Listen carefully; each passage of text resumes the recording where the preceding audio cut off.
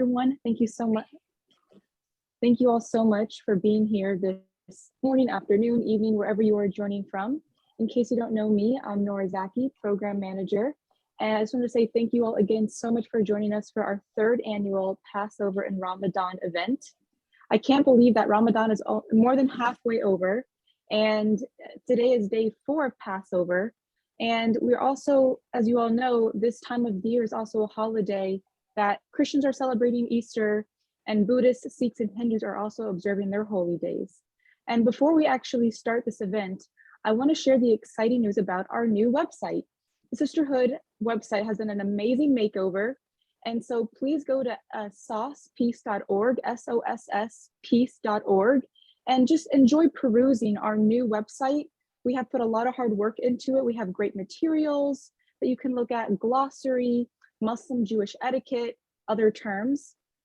And then just wanted to point out a few other events coming up. So from May 20th to May 30th, we're actually celebrating spring with the Sisterhood. And we're doing something really fun called the Sisterhood Spring Walk. And so we're going to do this in person, as individuals, as teams, both virtually and in person, wherever you live.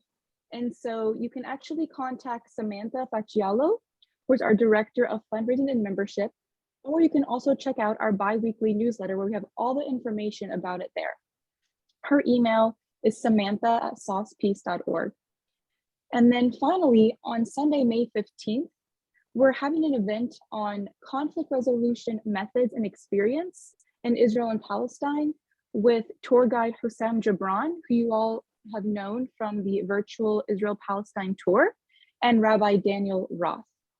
And again, thank you so much for being here. I would now like to pass it on to our Vice President of Board, Nazli Chowdhury, who will introduce Dr. Celene Ibrahim and Dr. Rabbi Lori Wynters. Take it away, Nazli. Thank you, Nora. Salam shalom, my dear sisters. Ramadan Mubarak and Chav Pesach Sameach. A warm welcome to our third annual Ramadan Passover virtual celebration. But before I start, allow me to start with a brief blessing of, it is the prayer of Moses in the Quran. It's chapter 20, verses 25 to 28. My Lord, expand for me my chest with assurance. Ease for me my task and untie the knot from my tongue, that they may understand my speech. We hope that today you will engage in this spirit of open hearts and minds, and with the intention of understanding and empathy. And as we grow in our understanding and knowledge, we put that knowledge into practice, into deeds that bring our world more peace, more justice, and freedom for everyone. So a little bit background for those who are new to our Ramadan Passover celebrations. We started with the COVID-19 quarantine. In 2020, as a quarantine started, in March, Ramadan started in April. And since Ramadan and Passover are communal time for communal prayers and gatherings, I had this idea of creating a community online. This was our first time doing it. So I spoke to Cheryl Olitsky, who is the co-founder of Sisterhood, and she loved the idea. And so we held our very first religious celebration online. The following year, we were still in isolation, stuck in our homes or our places of isolation. And so the following year, we included the Jewish holidays of Passover, Shavuot, and the counting of the Omer, along with Ramadan. And welcome to our third annual. We're just emerging from our quarantine, but I think this may become an annual event, and I think it's a welcome event, and a beautiful sacred space where we find the time to reset, renew, reflect, and replenish our souls and learn from each other. We have shared spiritual traditions and practices And we also celebrate our differences. And I think that there is beauty in that, beauty in knowing our differences and our shared traditions in humanity. So this year is also a powerful reminder of our religious journeys as the three Abrahamic faith traditions converged this past weekend with major holidays, Easter, Passover, and Ramadan.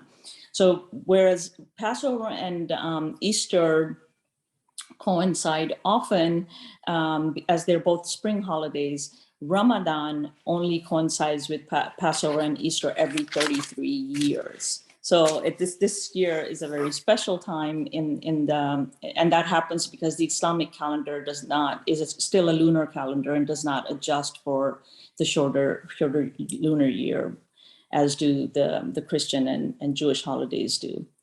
So we have two very impressive ladies with us today, and we will learn from them about our respective holidays and how they continue to inspire us to liberate our hearts, minds, and bodies from oppressive practices and find true spiritual freedom and liberation. So I have the honor of introducing first Dr. Lori Ayla Wynters. She's the rabbi, Jewish chaplain, and faculty in educational studies and psychology in SUNY New Paltz. In addition, Dr. Wynters serves as faculty at Goddard College in social medicines and has taught in graduate and undergraduate universities throughout the US and in theological and clinical pastoral education programs in New York metropolitan area. Dr. Wynters has directed Jewish summer programs for youth and adults and served as the religious school director for several Jewish congregations in Hudson Valley.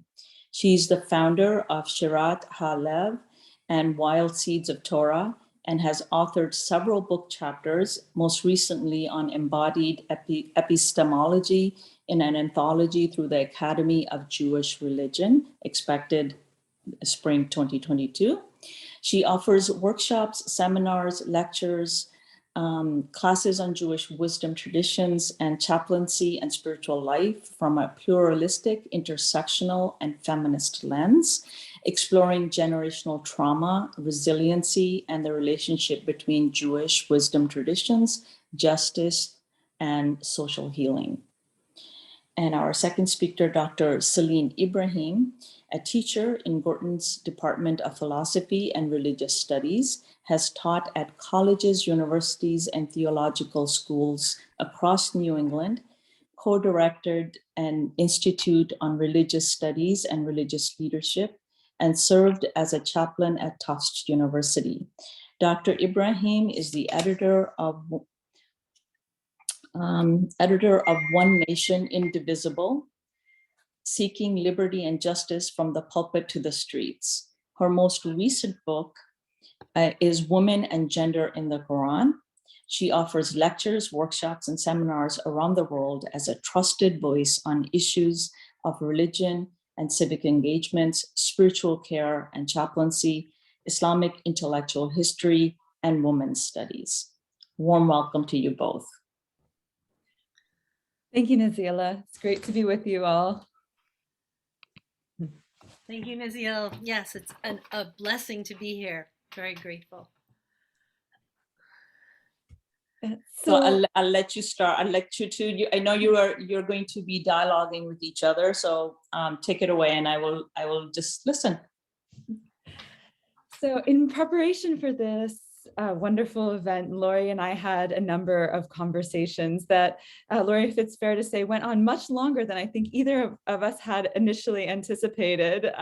So we've had this wonderful chance to get to know each other in this process of learning really about how each other practice traditions, studying a little bit of text, talking about terms together. And the one thing that kept coming out was the power of the question. And, Laura, you had this just beautiful reflection on the significance of asking questions for Passover. So I thought, just as we engage in this dialogue with each other, could you just say a bit about the question and the power of the question in liberation?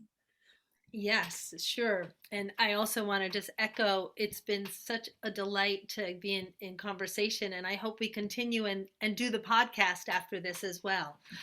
Um, so in our conversations and thinking about what's central to the Pesach or the Passover um, holiday or holy days, one of the central components, and there are a number of central places, are the questions.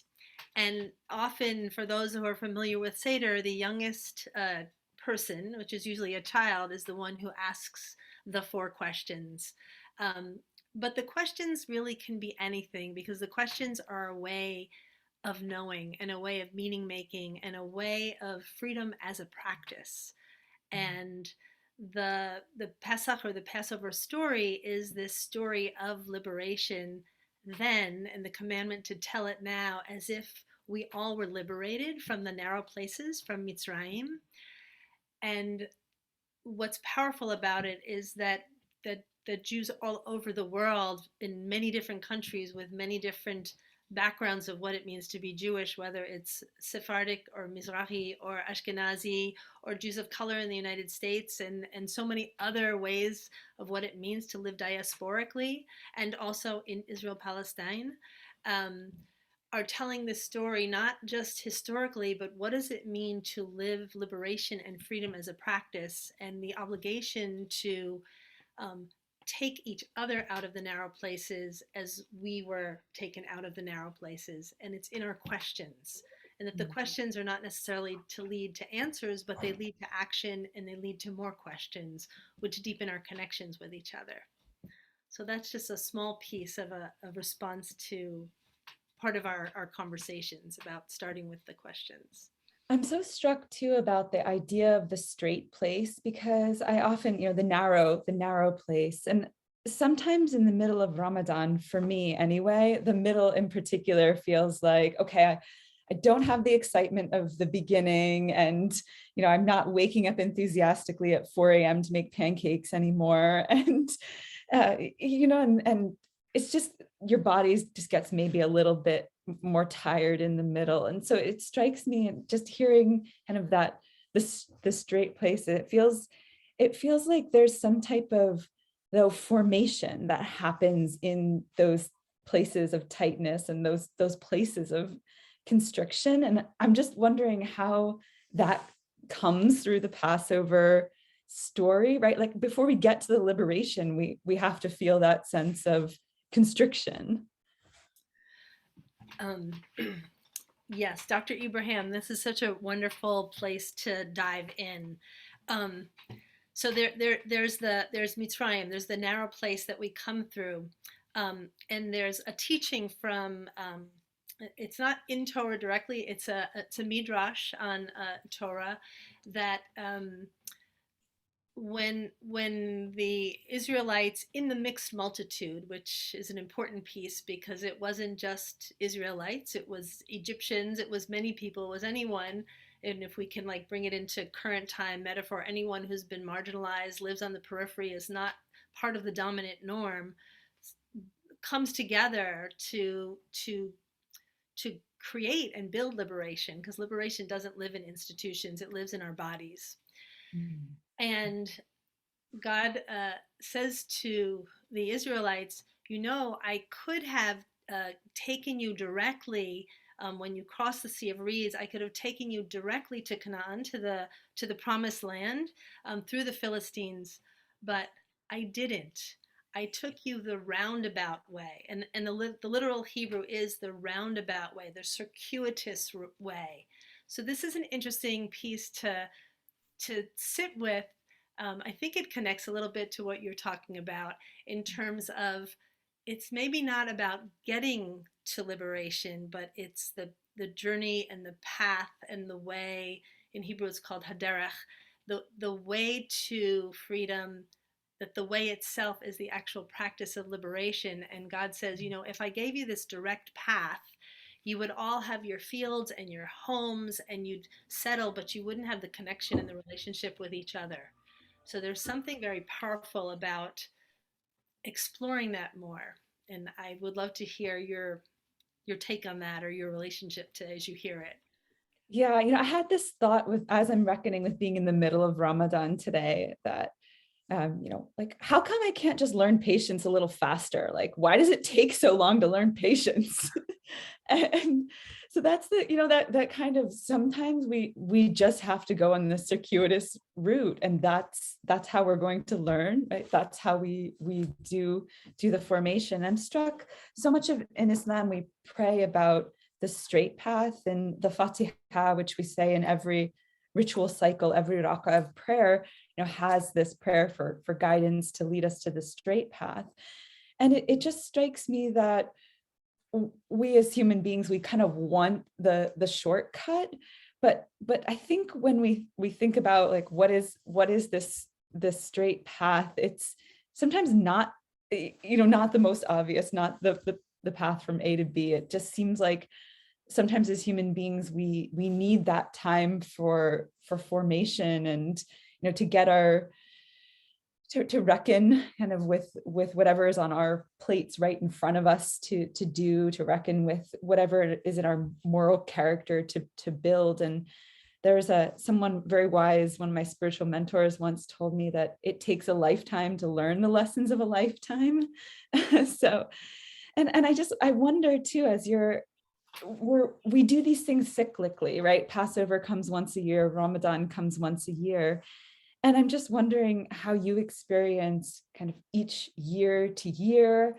Does it, certainly there are certain traditions, but maybe every year feels a little bit different, or like, what are your practices that maybe you do every year? And then what kind of gives it a different character from year to year? I'm this is where I have questions also about learning more about Islam. So in Judaism, you read every week, you read a chapter of Torah. So you do that in Islam? Every week you read a chapter of Quran also? If only that, I think, would be the aspiration of many many Muslims, to be reading that regularly. But certainly Ramadan, because it celebrates the coming of the Quran.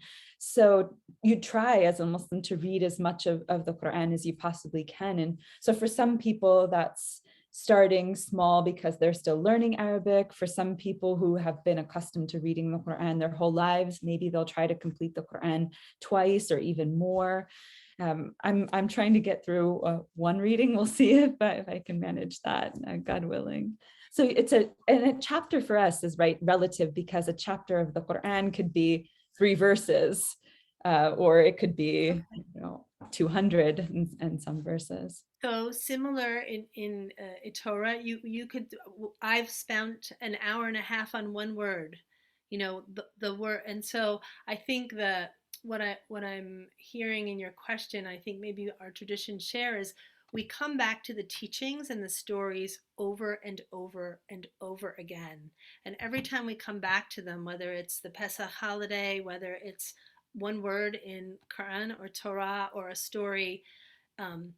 We drop, we see something else, we experience something else. Maybe we drop, you know, 3 inches lower. Maybe we go to the west a little bit in the story, or the north, or whatever our metaphor for how do we experience the different parts of the wisdom that's in each of our wisdom traditions that has sustained for all these years, and I think can only sustain because it is so rich and there is so much wisdom there, and it's timeless.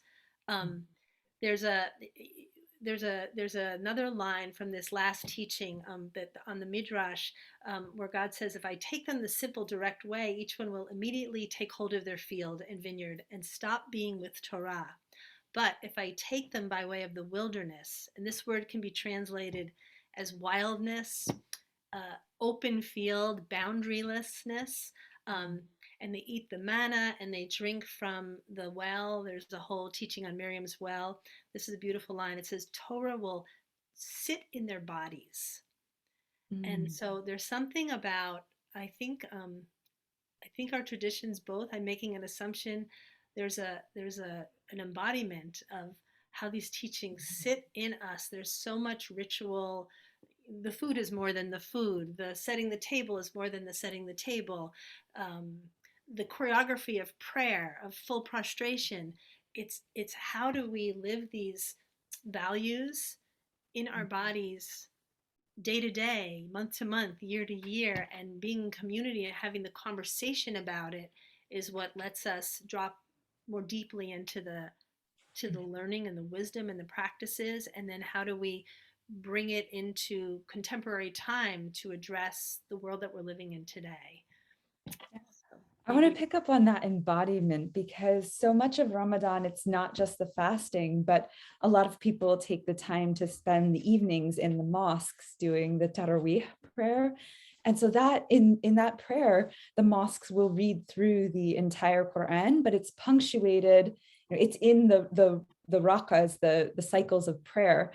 So you'll be hearing the Quran being read by who's ever leading the prayer, but then you'll also be doing the prayer movements as part of the reading of the Quran. So you're ritually praying through the entire Quran. And for, depending on the tradition you come from and what your mosque is doing, you will have prostrated just so many times in the evenings of Ramadan. So it's, that full body. So you're hearing the words. And even sometimes in the Quran, there's these verses that are called the verses of prostration, which tend to be verses that talk about people in their worship kind of falling flat on their faces. And so when you hear those verses, you also prostrate. And so it's very much, there's an affective response to the Quran as well.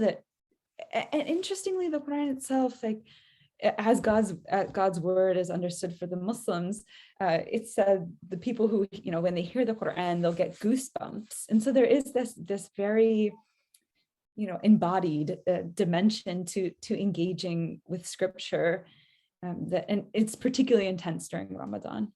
Mm. I had two thoughts. One is about the Seder plate during Passover. The foods that are represented on the Seder plate represent moments in the story, and it's also a very sensory experience. So you're not eating history, but you're really fully like tasting history, and you're tasting story, and you're tasting lineage. And I'm wondering, is there a parallel in Ramadan around that, or in Islam in some way?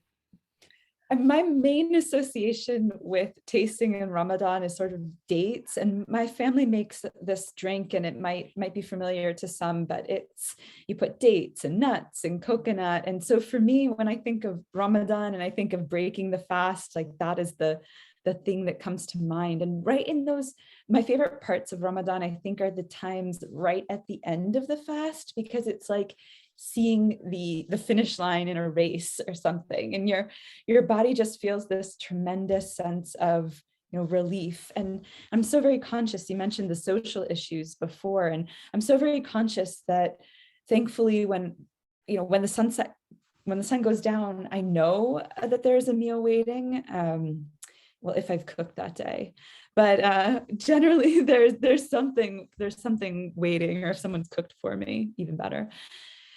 And part of Ramadan is also that being in that place of empathy for those who are food insecure. And so there's a social component too. But I wonder, I don't think Ramadan is as much kind of this journey through history in the same way that Passover is. But of course, as we're reading the Quran, or it's all of the stories of our sacred history every night kind of washing over. So there is still that continual revisiting of the stories.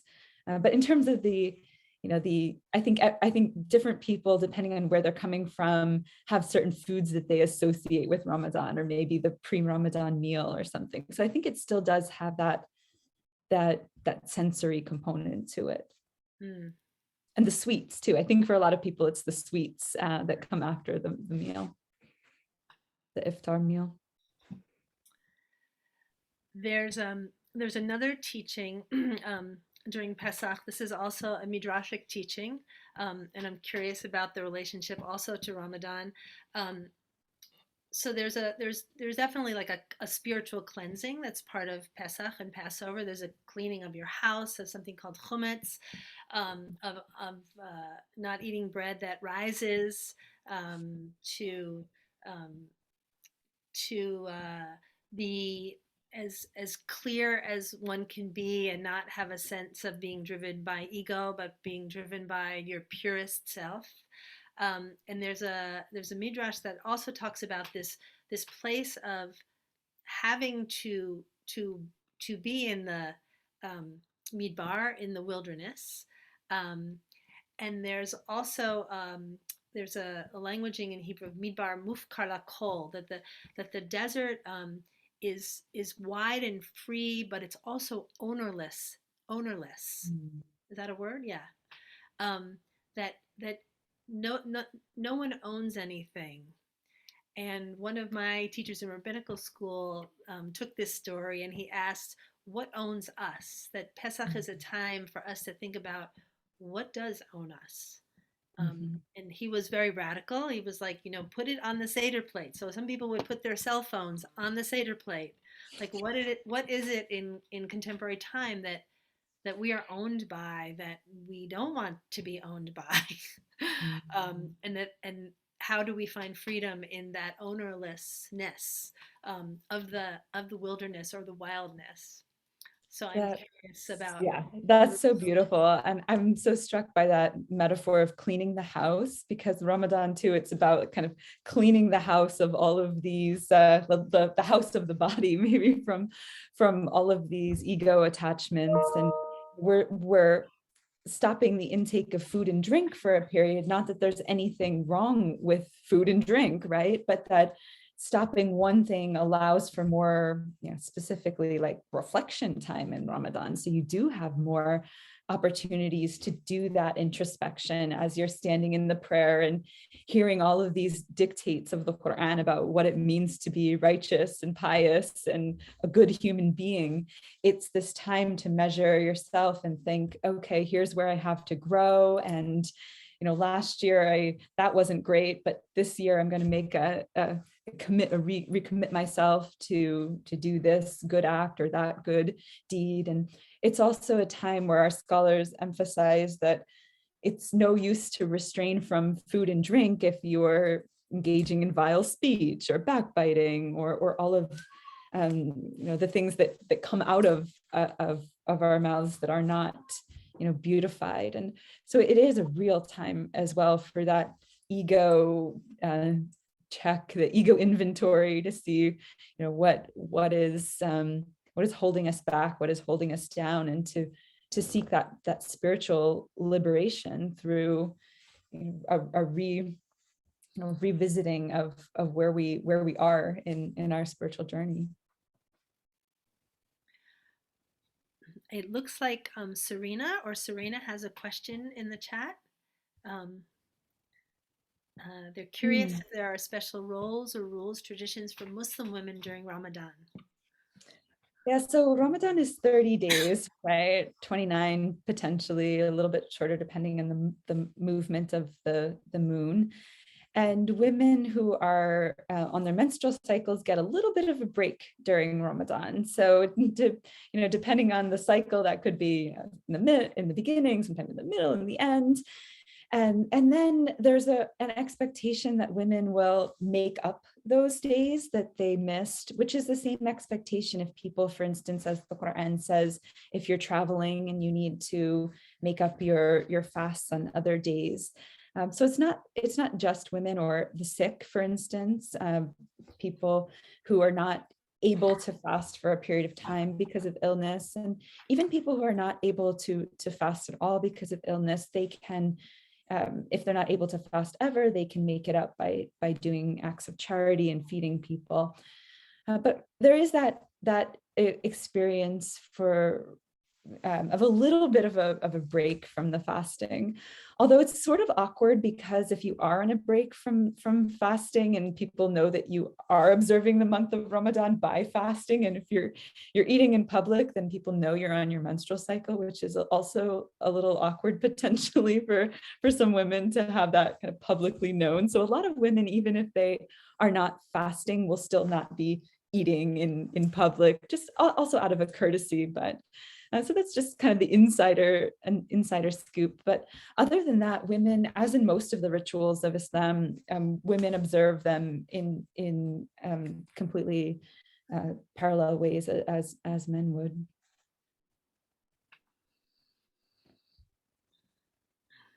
Are there other questions in this moment? I wanted to bring up, if we have time, I'm doing a time check with our. Yeah, we're good. We're good on time.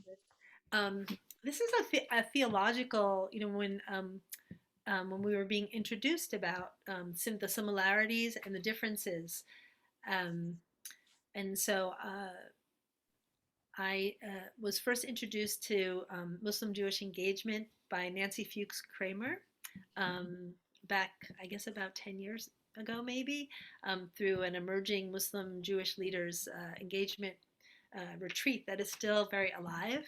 And one of the things when we were talking was the meaning of Islam and the meaning of Yisrael, like the names of our wisdom traditions.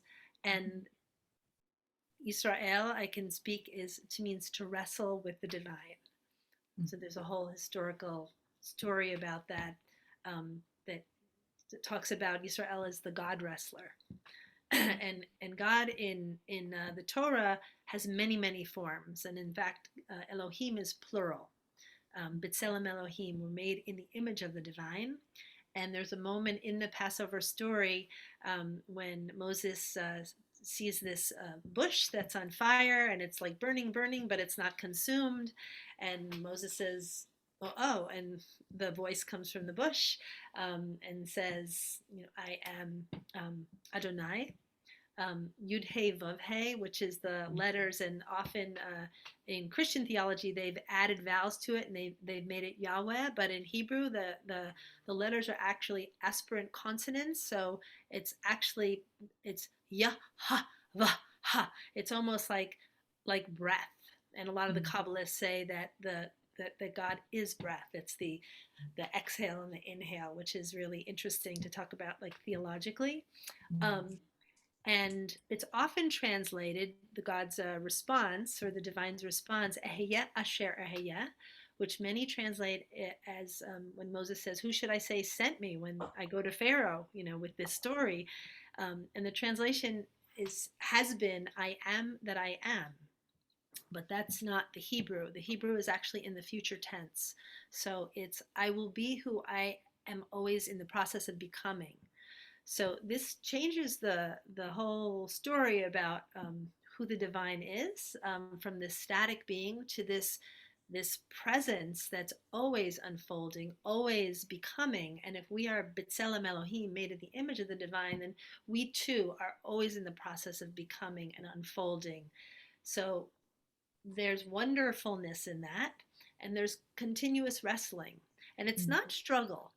Sometimes people translate it as struggle, but that's a different word. Wrestling is, I don't know, wrestling can be joyful and playful, and it can be very difficult also. And friends of mine, other clergy and scholars have said, well, Islam means to surrender, which is very different than wrestling, but also means wholeness. And well, we were talking yesterday, maybe you could speak to that a little bit, just to theologically interesting, like the dignity of difference. Rabbi Jonathan Sachs, who was the chief rabbi of England, uses that language, and I like that. Yeah, so the idea of Islam coming from Salam is oftentimes translated as peace, but then it also has these connotations that mean wholeness and safety, and also surrender, which if we think about the meaning of surrender is how you achieve peace when you realize that there's a power differential. And so part of our achieving peace as human beings is realizing that power differential. So I don't know if human beings ever win the wrestling contest with God in Hebrew theology, but I think part of the part of the ego training is to like, kind of get yourself, that impulsive self, the self that wants to be in control, to realize that there's a, to be alive, to be living, is to be in this process of surrender to the divine will. And there's the Quran, the way the Quran talks about it is that some people come to the divine in a active state of surrender, and some people come not willingly, but they're still in a state of surrender, because that's just the nature of the divine human relationship. So essentially, come willingly or unwillingly, everyone comes. Everyone is kind of subject to the divine mandate, which is, it's a different way of looking at the God human relations, for sure. Yeah. Celene and I, maybe one of our first conversations when we started preparing for this, I shared that on Shabbat, which starts when 3 stars are in the sky on Friday night and ends with 3 stars on Saturday, that we get an extra neshama, an extra soul, and that on Shabbat we really get to be in partnership with God. And Dr. Ibrahim said, "Oh no, it's not like that in Islam. There is not that." So that's an interesting, we're not always partners with the divine, but on Shabbat we are. So it's an interesting. I don't know if you want to speak to that some too. It's interesting. It strikes me of a tradition that we have, that there's a certain proximity, a certain extra special proximity in the wee hours of the morning, which is, of course, when the Fajr time for Muslims comes in, that first kind of pre-dawn prayer. And I wonder if it's an expression of proximity, or like that concept of having an extra soul. If because in Islam, the ruh, the thing that's breathed into the human being from the divine breath, is sort of what animates the spirit of the human being. So it's the closest. Sometimes more classical commentators have talked about it as like the angelic soul of the human being, meaning the part of the human being that intuitively has this proximity to the divine. And so it's really that idea of breath and life is the kind of first fundamental aspect of divinity, to be Hay and to be like Qayyum. And I think those are Hebrew cognates. Yeah, so that like living and everlasting, or yeah, there's a lot of ways we can translate it, but we'll go with living and everlasting. There's several creation stories in Judaism and Torah. The Adam and Eve story, many people know. And Art Green, who used to be the head of the Hebrew College in Boston, has a beautiful midrash teaching on that about God didn't throw Adam and Eve out of the garden. Adam and Eve threw God out of the garden. And that there's this Gan Eden, this river of chesed, which is loving kindness, that has no beginning and no ending, that just flows. And it is up to us to step back in the river when we lose that chayim, that sense of life. That's sort of one teaching. And another teaching is a Kabbalistic teaching of tzimtzum. I should write it in the chat because it's just a wonderful word. Tzim, tzum. It means expanding and contracting. Some people may know this. Where Ein Sof, which is another name for God, which translate is like has no beginning and no ending. Inhaled to make space. Thank you, Judith. Contraction, yeah, to make space. And then exhaled out the aleph bet, the letters of the Hebrew alphabet. And each letter contains a vibration and a quality of breath that breathe the world into being. So, thus, words hold so much power, because there's a teaching about we really do speak our world into being with our speech and our thoughts and how we bring words together. So it just made me think of that when you were talking about the life force. Oh, that's such a beautiful teaching. I'm thinking about other names for God that are coming out of the Arabic, the Arabic language. And there's the qabd, which is the constrictor, and a basit, which is the expander. And if we think about the heart is always constricting and expanding, like the literal organ of the heart is constricting and expanding. And that's, what allows the blood, the life force to circulate throughout the body. But the heart is also, it turns the blood, but it also turns like from the world to the spiritual realm, to the world to the spiritual realm. Like our attention is constantly going in and out of our material existence and our spiritual existence. And that's sort of part of our creation as human beings, just like the breath is the inhale and the exhale, and there's the lungs are doing that constricting and expanding. So our, even our sleep and our wakefulness, like we're going in and out of worlds, and it's sort of our earthly state is to be in this qabd and basit. And people also can think of the times that are difficult as like the constricting times, and then the times of ease as the times of expansion too. So it even maps onto our emotional lives as well. Thank you for that. I'm looking in the chat, and is it Minima? Am I pronouncing your name right? And people can unmute if they want to ask their question. I don't know if that's allowed, or we could read them from the chat. It's Manaima who has asked the question, but we were going to wait until you have done your presentation to open up to the questions. So if you're done your presentation, we can go ahead and ask people to ask questions in the chat. But if you have a little bit more to go, so please finish up, and then we'll go to the questions. Well, we can certainly take the questions that are already in the chat there. So much of our being with each other in preparation for this event has been these emerging questions that keep coming. The more time I think we spend with each other, the more questions we think of. So I don't think we'll ever be done with our conversations. It feels like more of a lifelong pursuit.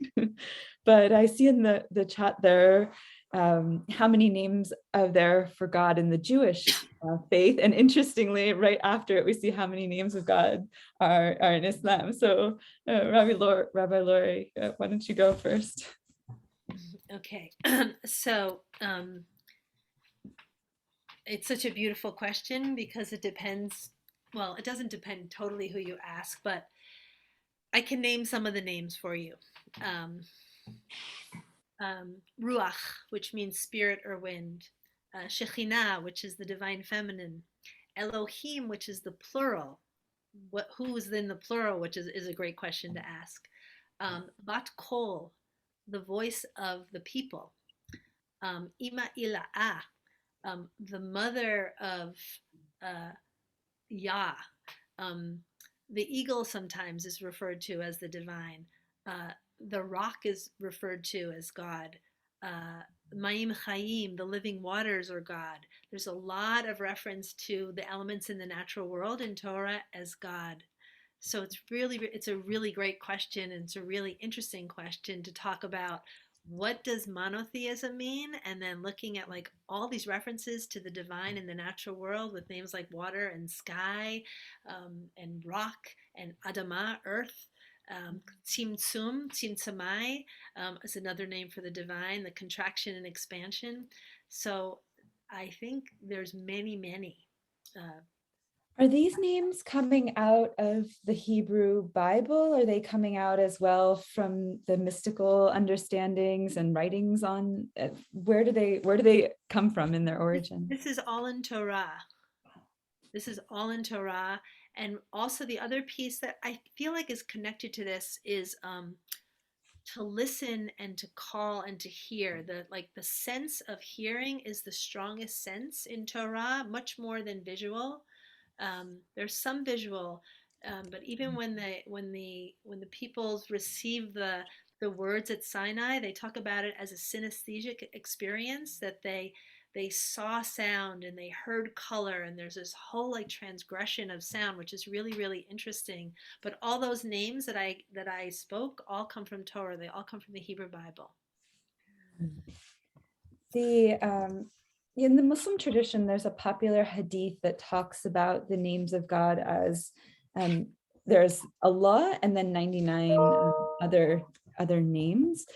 The idea, though, if we kind of look at some of the verbs in the Quran, for instance, that describe actions of God, you could also think about them as in a nominal state as nouns. So there's also names that come out of the hadith tradition.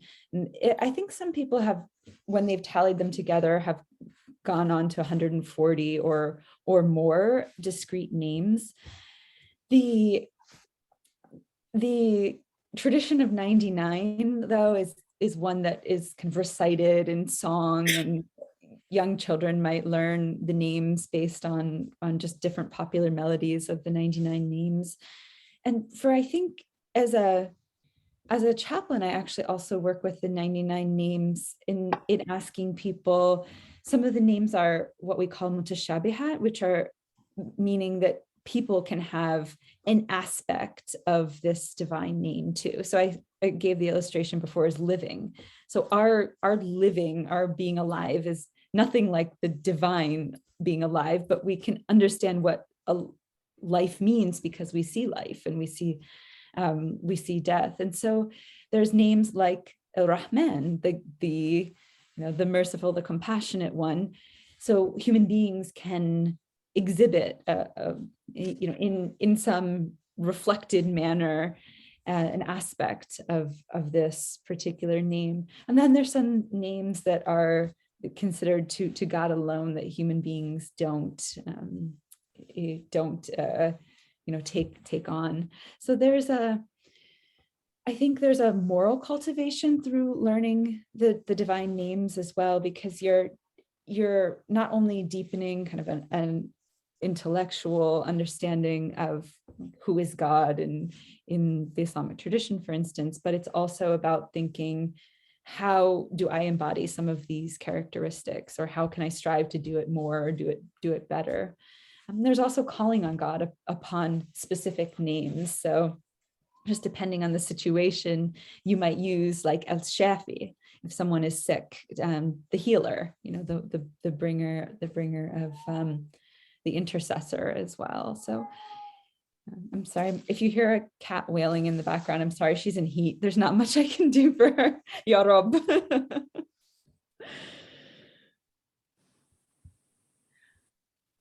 I'm reading through the chat, and people are offering all these different names of God in both wisdom traditions.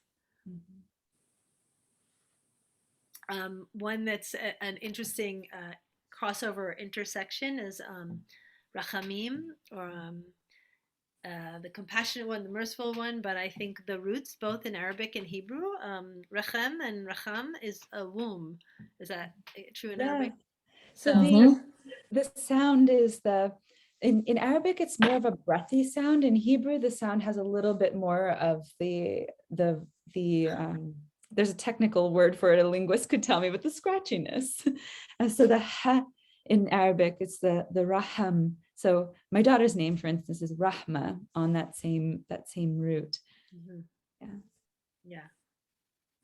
And the beginning of Ramadan as well, it's about, we're calling on God. That Ramadan is divided kind of, if you want to say like thematically, based on a hadith, it's divided into 3 sections. And the first 10 days are about mercy. They're about the rahmah.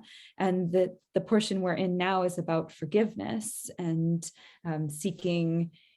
using the fast as a form of atonement and betterment in that regard, asking Allah for forgiveness.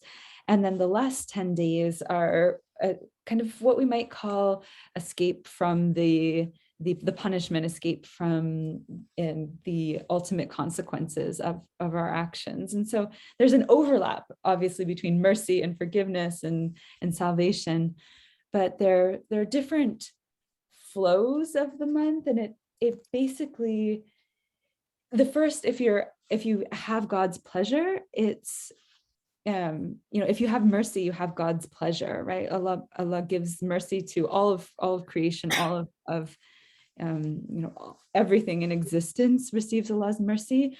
But in particular, the kind of the act of fasting, it's said in the Islamic tradition that it's an act for which Allah rewards specifically, like very much. Even the taste in the mouth of a fasting person is something that's so pleasing to Allah, because it shows that kind of active seeking to surrender. So there's so much in that term mercy. I'm just wondering, I think we're nearly at our time, but maybe as a way, could you just say a little bit about what it means, what mercy means for divine, what does divine mercy mean in 1 minute, Rabbi Lori? Of course. Well, interestingly enough, the word mercy, in my experience as a Jew and as a chaplain, and I work with a lot of Christian and Muslim and Buddhist chaplains, the word mercy is not, you don't see that word a lot in Jewish liturgy. You see compassion. Mm-hmm. And so it's interesting. I think of mercy as more as a Christian word for some reason, and have had these conversations. It's interesting. So I think of something about more of a compassion, and something about breaking up that word with passion, and with a tenderness, and something about, there's a partnering with God in that also. So it's not as much about pleasing God as it is of this like co-creative process, which again theologically might be a different one of the differences, that we are in partnership, and there's a huge focus on collective care in Judaism. You don't pray alone, you pray with people. I mean, you can go out in the woods, and Rabbi Nachman, there's a whole piece around that, but there's a really, really strong sense of collective care, collective prayer, collective social healing. Yeah, that's one of the things that comes out so much in Ramadan, is actually that experience of being in the mosque and being with other people and breaking the fast with other people. So I almost think of it as a training, right? If we can come together on these, do these things together, then in the activism sphere, maybe what else can we do? What else can we do together? So Nazili, that might be a good ending. Of course, our conversation is hopefully to be continued as well. But yeah, I am very impressed that you both were so cognizant of the time. Usually the speakers go over, rabbis and imams are like, there's the joke that you give them a mic and they just don't want to let go. So I'm very, very pleased that we learned so much from you. I'm still trying to absorb it, but we have to move on in the program, and we have a wonderful treat for you.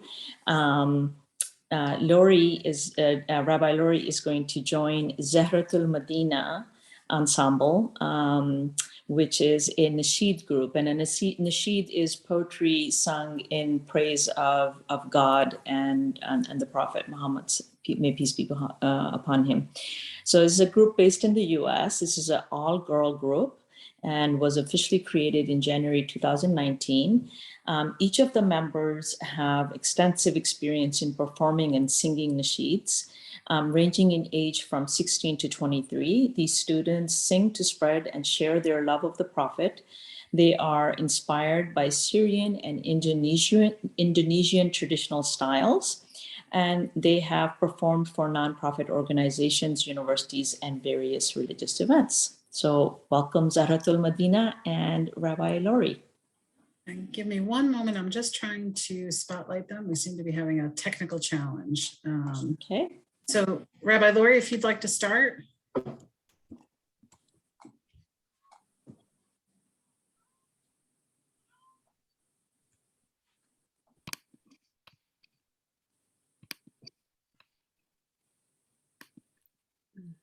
Oh, we have them too.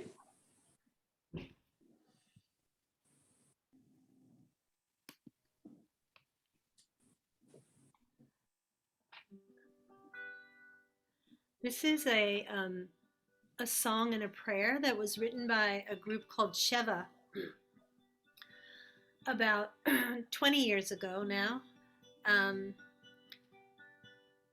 in response to Palestinian and Israelis working together to take care of the people of the land. Od yavo shalom aleinu, Od yavo shalom aleinu, yavo shalom aleinu, ve'al kulam.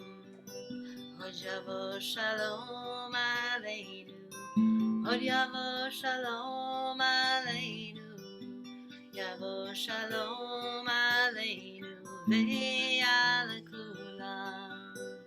Salam aleinu ve'al kol ha'olam. Salam shalom. Salam aleinu ve'al kol ha'olam. Salam shalom. Ilu hotzianu, hotzianu mi Mitzrayim, hotzianu mi Mitzrayim, dayenu. Ilu natan lanu et hashavat, natan lanu et hashavat, dayenu.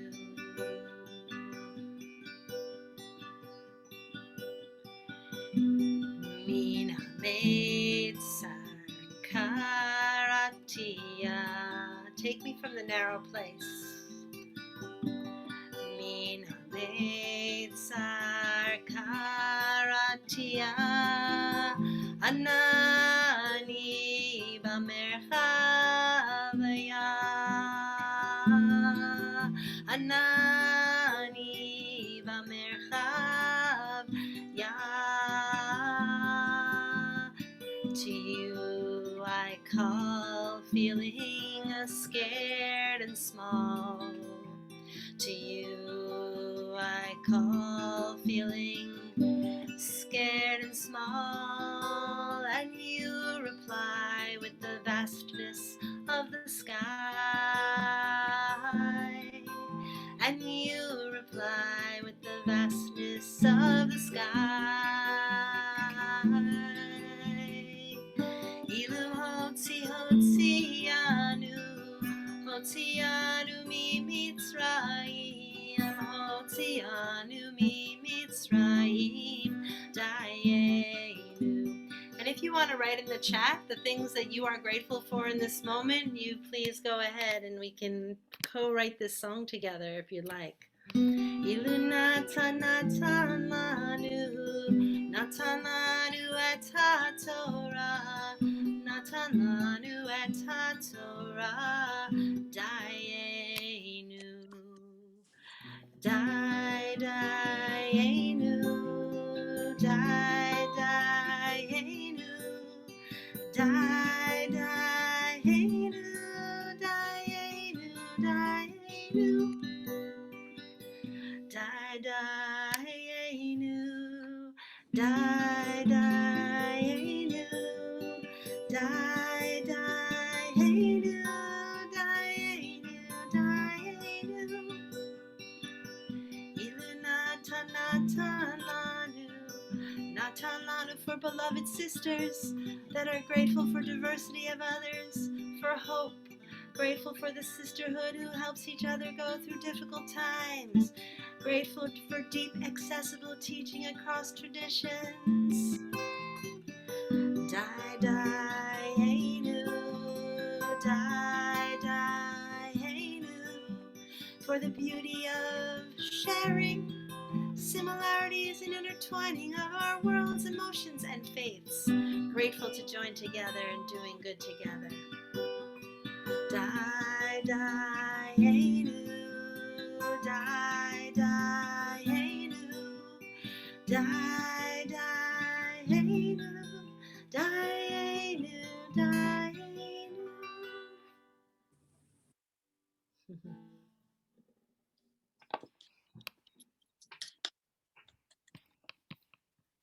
That was beautiful. Thank you so much. Welcome, Zahratul Medina. Please start. We're just making sure we don't have any technical issues. So inshallah, if you can tell us if we sound all right. Yep, you sound good. All right, great.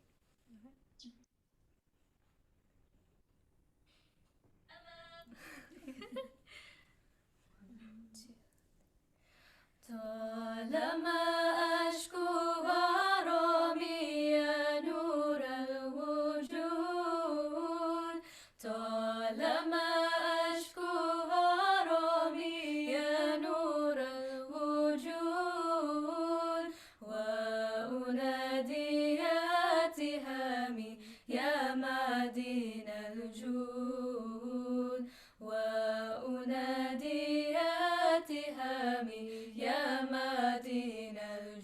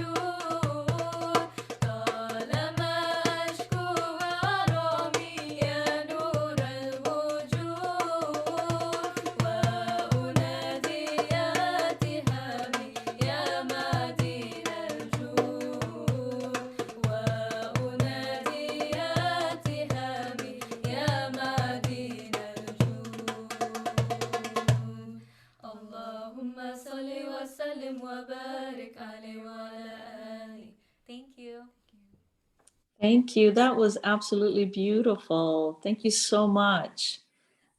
And if you get a chance, read the chat and see how many people enjoyed your presentation today. Thank you.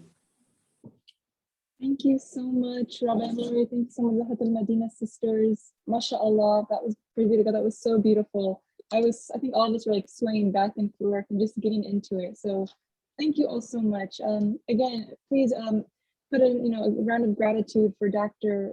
Rabbi Lori Wynters and Dr. Celene Ibrahim for such a beautiful educational reflective event. And then we had a beautiful musical performance by our own Dr. Rabbi Lori and the Medina sisters, who we hope will definitely bring you all back, the sisterhood, perhaps for the conference. So if there are no further questions in the chat, which I do not see any. Yes, goosebumps. Yes, I completely agree. Then you can stay on for the sisterhood breakout sessions. So the event is, the next part of our gathering will be breakout sessions where we're going to explore further themes from this presentation. You all are welcome to stay. We hope that you will stay, but you're also welcome to leave if you need to attend to other things. And then Nicole will do the breakout rooms. Oh, is there a question that I see from Judy? Okay, so go ahead, Judy.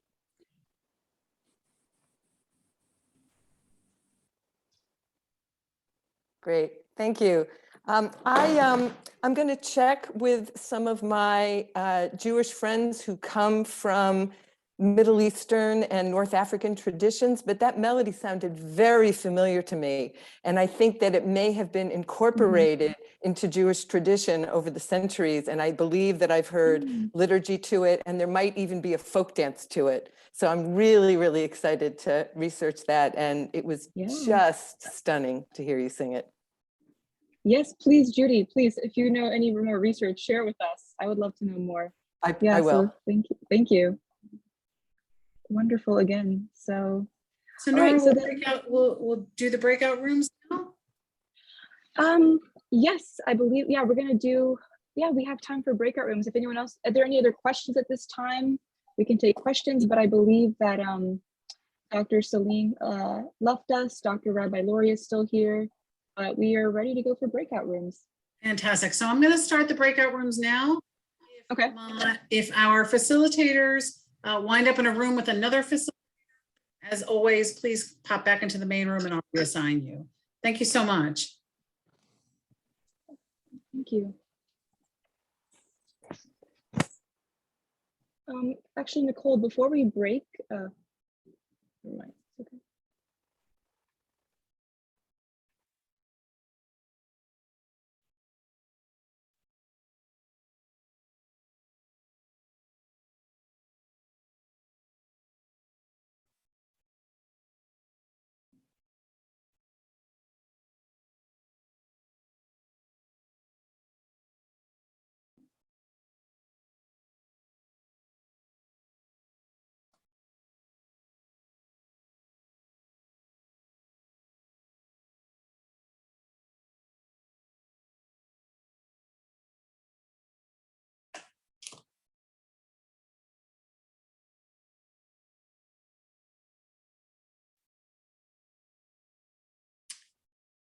Frida, you having a hard time getting to your breakout room?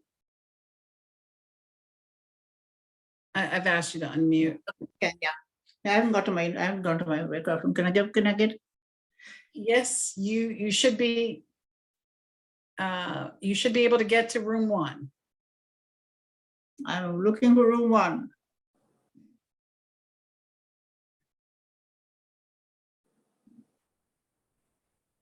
Here, I'll put you in a different room. Yeah, okay.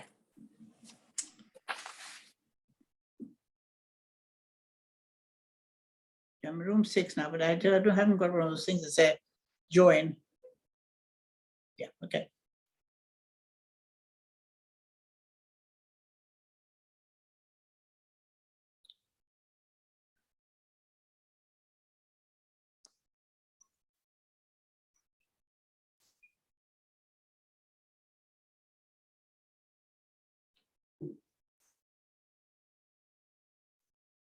I need to join room 6, and for some reason it's not showing me a room 6 to go to. Okay, so I'm gonna put you guys in room 1. Fern, just give me one moment. But you have to show us where the room is as well, before we get in there, so we can get in there. Yeah, so there should be a button, Farida, for you to push to say join the room. Yeah, I did, it came in earlier, but I was trying at that time to unmute myself and it disappeared. All right, let me put you back in room 1. Try it again.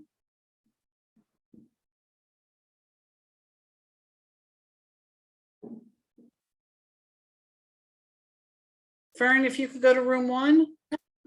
I need a button to push. Yes, I've given you the button, Farida. I'm not sure what the technical issue is. We've done that twice. Yeah.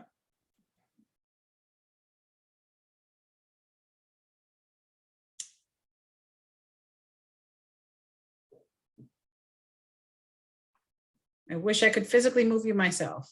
I could just walk across, yeah. Yep. So do you not see the button again? There's no button, there's nothing coming up.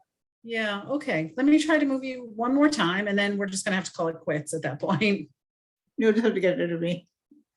There you go. Do you see a button now? No, I don't have a button anywhere. Yeah, okay. I'm not sure how to do it myself, so unfortunately you may just have to stay here with me. I'm okay with that. Let me check on Gail. Gail, are you having an issue?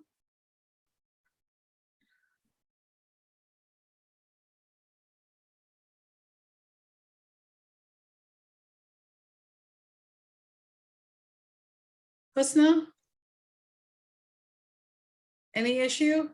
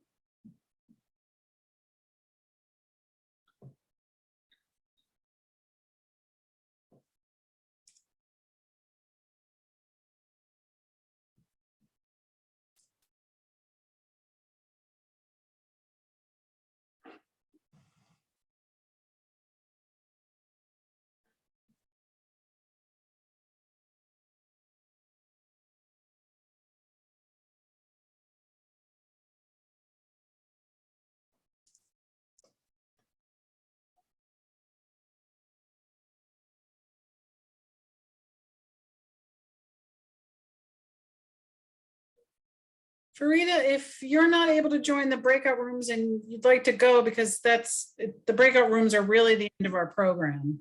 Okay. I'll leave then. Thank you. Okay, thank you for joining us. No problem.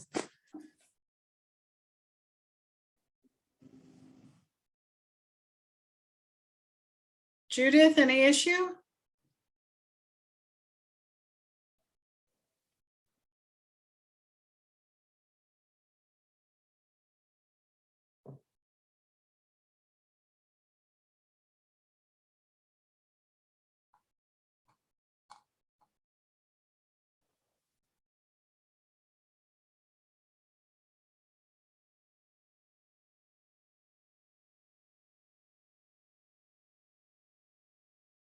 Hi, Phyllis. Phyllis, were you in a breakout room? I was not, sorry. I've been late. I've been running around just getting in now. No problem. Let me put you in one. Hold on one second. Okay.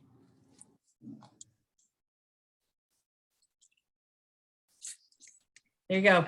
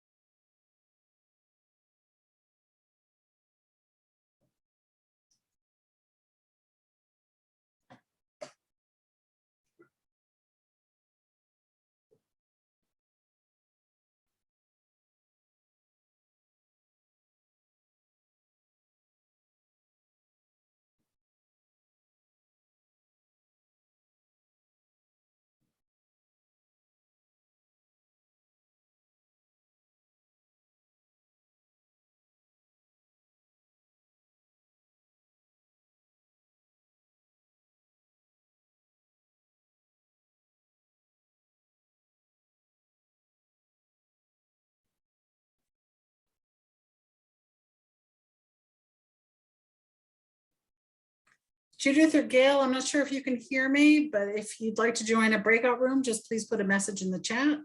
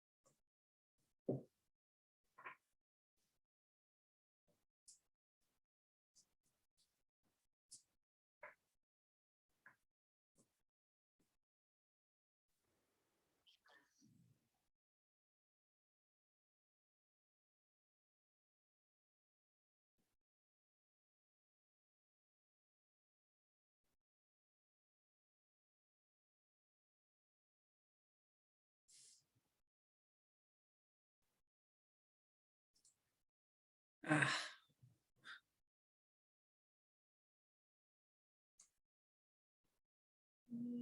Okay.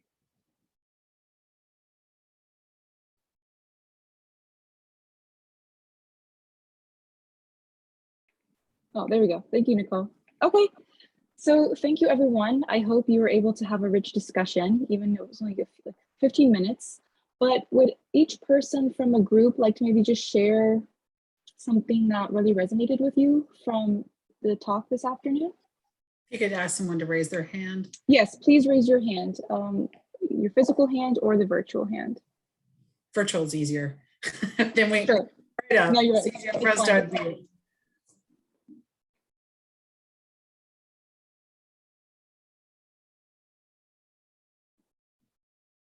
Do not raise your hands all at once.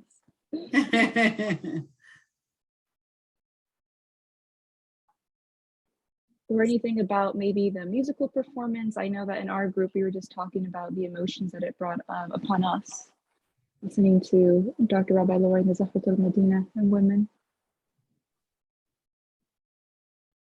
So maybe let's call on some of your facilitators. Ah, here we go. We have Fern. Awesome. Fern always steps up. Yes, Fern, can you please share with us?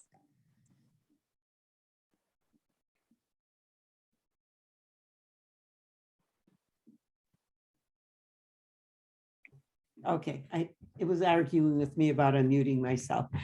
We had a very interesting conversation about the path and the intersection of the two faiths, and I'm not going to to capture everything that was said about the safety that the sisterhood offers for those of us who are struggling with the various perspectives, and the love for us Jews of Israel, at the same time, the love of justice and equality and fairness and freedom, and that to be in a community where we're struggling similarly and are trying to find the ways to balance everything and to become more present and more involved. And certainly the conversation between our two presenters was phenomenal. It intertwined, it shared, it ebbed and flowed, and it was this conversation, which is what we're about, right? Relationship building. It was obvious that they came together because Nasli put them together for the program, and what developed is the living mission of the sisterhood. They want more, they are going to intertwine, and they shared that with us. And so the concentric circle went out and impacted each one of us in a very special way. So I'm very grateful. Thank you. Thank you, Fern. That was really so well said. I'm using yeah, I think Celene and Lori really modeled for us in a microcosm way what sisterhood is about. You know, they actually had spoke that they had taken some time before this program to really get to learn about each other more, and you know, make for a meaningful program. And I also appreciate what you said, Fern, about how, you know, we can have these difficult conversations and we all have various perspectives and attachments to, for example, Israel and or Palestine. And it's hard. I mean, let's just be honest, it's very hard. And but that we have this relationship building where we know who we are, and that, you know, it's not just a vacuum that we come into. I think it definitely makes it a little bit easier and a sacred and a brave space as well. I think we have time for maybe one more comment. Oh, Roberta, go ahead. I just wanted to, I thought that this was perhaps the most beautiful program we've ever done. So congratulations to Nasli and to the rest, but I wanted to give a particular shout out to Nora, who introduced us to Rabbi Lori, who I thought that both the speakers were phenomenal, but it's a particular privilege for me, for Nora to introduce us to a rabbi that we were not aware of. I thought she was just off the charts fabulous, as was will someone tell me what you call a female imam or a female religious figure in Islam? You can say imama or ustada, which means like, or sheikha. I'll put them all in the chat. Okay, well, Mama Ibrahim was wonderful too. Thank you so much for introducing us to Rabbi Lori. Thank you. Yeah, actually, Rabbi Lori is a dear friend of mine. I've known I know, that's why I wanted to shout out for you. Yeah, of course. I'm modeling sisterhood. No, thank you. I appreciate that, Roberta. Thank you. Okay, well, I believe we can go ahead and wrap up. Again, thank you all so much. Again, a blessed Ramadan Mubarak, Shalv Pesach Samech. I hope my Hebrew is okay. A blessed Passover. And please, you know, we have other events coming up. It was so nice to see you all, and have a good evening. Until next time. Thank you again. I put the chat. Oh, and thank you to Nasli thank you, Nasli, for being our wonderful moderator and always so beautiful and elegant. And I put the YouTube link for the Zahratul Medina group in the chat in case you're interested. Thank you for joining us. We really appreciate it, Nasli. Thank you so much for doing such a wonderful job moderating. Dr. Celene and Dr. Lori, thank you so much. Nora, wonderful job moderating, facilitating, and putting this together. And Zahratul Medina, we want to thank you for joining us. For everyone, just a reminder, please take a look at our website for the spring walk information from May 20th to the 30th, as well as our program on May 15th. And we hope to see you all there joining us again. Enjoy your holidays. Thank you so much, everyone. Take care. Shabbat and shalom. Bye-bye.